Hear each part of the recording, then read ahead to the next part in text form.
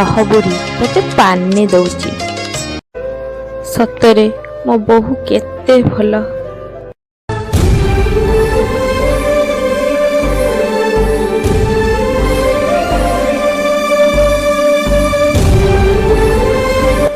ମା, ଏଇଟା ନିଅ ତମ ଖାଇବା।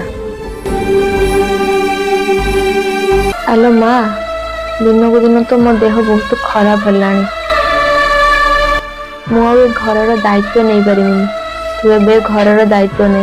ଏ ଘରକୁ ଏବେ ତୁ ସମ୍ଭାଳେ। ହ୍ୟାଲୋ ମା, ମୁଁ କିଛି ନ ବୁଝି ନ ସୁଝି ମୋ ଶାଶୁକୁ ବହୁତ ଭୁଲ ବୁଝୁଥିଲି। ହେଲେ ମା, ମୁଁ ତ ତା ଖାଇବାରେ ବିଷ ଦେଇ ଦେଇଛି। ଏବେ କ'ଣ ହବ? ସେଇଟା ବିଷ ନଥିଲା, ସେଇଟା ଥିଲା ଚକୋଲେଟ୍ ଗୁଣ୍ଡ। ତ କହୁଛ ମା? Thank you so much.